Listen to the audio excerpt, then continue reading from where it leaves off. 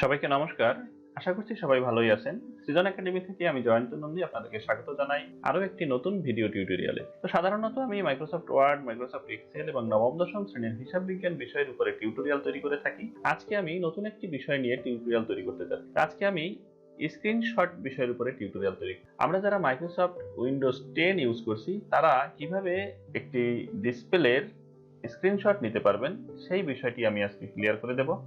তো বন্ধুরা, এই অপশনটি করার জন্য বা এই কাজটি করার জন্য কয়েকটি পদ্ধতি আছে। আমরা সবগুলো পদ্ধতি আজকে শিখে নেব। তো তাহলে চলুন বন্ধুরা, আমরা স্ক্রিনে গিয়েই পুরো বিষয়টি শিখে নেই। আমরা চলে যাচ্ছি স্ক্রিনে।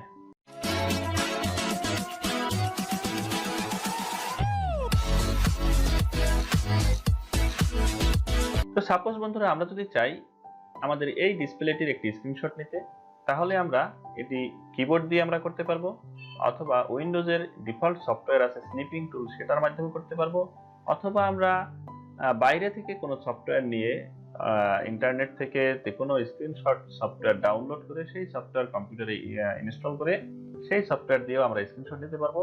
অথবা আরো একটি মেথড আছে, আরো একটি পদ্ধতি আছে, যেটি হলো মাইক্রোসফট ওয়ার্ডের মধ্যে আপনি পাবেন।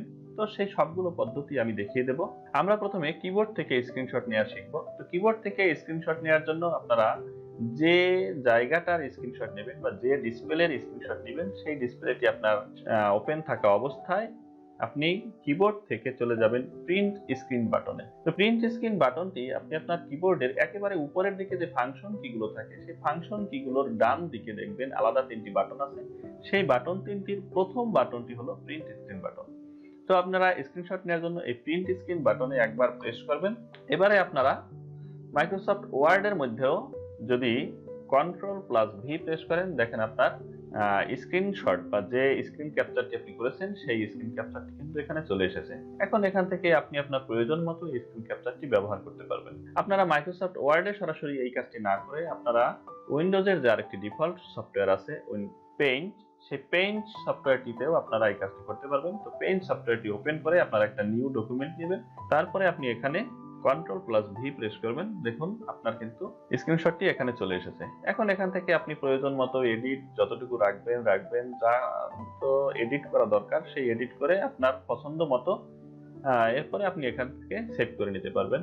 আপনারা সেভ করার জন্য এখান থেকে সেভ অ্যাজে গিয়ে আপনারা এখানে যে কোনো একটি নাম দিয়ে দিবেন। তার আগে আপনারা কোন ড্রাইভে সেভ করবেন সেই ড্রাইভ সিলেক্ট করে দেবেন। আমি সাধারণত সাপোজ ডেস্কটপে সেভ করলাম। ডেস্কটপে সেভ করার জন্য আপনারা এখানে যে কোনো একটা নাম দিয়ে দেবেন। ডেস্কটপ সিলেক্ট করে এখানে একটা নাম দিয়ে দিলাম আমি। এখান থেকে পিকচার ফরম্যাট, পিএনজি, জেপিজি যে কোনো ফরম্যাট সিলেক্ট করে আপনারা সেভ বাটনে প্রেস করবেন।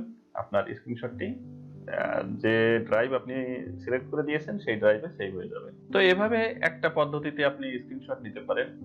এছাড়াও আপনি মাইক্রোসফটের যে আরেকটি ডিফল্ট সফটওয়্যার দেয়া আছে স্ক্রিনশট নেওয়ার জন্য স্নিপিং টুল, সেই স্নিপিং টুল দিয়ে আপনি স্ক্রিনশট নিতে পারবেন। তো স্নিপিং টুল ইউজ করার জন্য আমরা প্রথমে সার্চ বারে যাব। সার্চ অপশনে গিয়ে আমরা এখানে লিখব স্নিপিং টুল। দেখুন স্নিপিং টুল কিন্তু চলে এসেছে। আমরা স্নিপিং টুলটি ওপেন করব। স্নিপিং টুল ওপেন হওয়ার পরে এখান থেকে আমরা যাব নিউ অপশনে গেলে আপনি এখান থেকে সিলেক্ট করে দিবেন যে আপনি কতটুকু অংশ স্ক্রিনশট নিতে চান। যতটুকু অংশ স্ক্রিনশট নিতে চান আপনি ততটুকু অংশ মাউস দিয়ে এভাবে ড্র্যাগ করে ছেড়ে দিলেন। তো সাথে সাথে দেখুন আপনার স্ক্রিনশটটি কিন্তু এখানে তৈরি হয়ে গেল। এখান থেকেও আপনি কিছু মডিফাই করে নিতে পারবেন, কিছু চেঞ্জ করে নিতে পারবেন, হাইলাইট করে দিতে পারবেন। কোথাও যদি হাইলাইট করতে চান দেখুন এখানে পেন অপশন আছে, এই যে রেড পেন, ব্লু পেন, যে কোনো পেন এখান থেকে নিয়ে আপনারা এখানে যে কোনো জায়গায় হাইলাইট করে দিতে পারবেন। দেখুন আমি যদি এই পিকচারটা হাইলাইট করতে চাই, এই যে হাইলাইট করে দিলাম। তো এভাবে করে আপনারা এখান থেকে আবার ফাইল, সেভ অ্যাজ, তো আগের মতোই আপনারা এখান থেকে সেভ করে নিতে পারবেন। এখানে কোথায় সেভ করবেন, ডেস্কটপে সেভ করব, নাম দিয়ে দেব, যে কোনো নাম দিয়ে দেব। এখান থেকে আবার পিকচার ফরম্যাট দিয়ে দেব, জেপিজি, পিএনজি, যে কোনো ফরম্যাট দিয়ে দেব। ফরম্যাট দিয়ে আমরা সেভ বাটনে ক্লিক করে দেব। সেভ বাটনে ক্লিক করে দিলে আমাদের স্ক্রিনশটটি পিকচার আকারে সেভ হয়ে যাবে।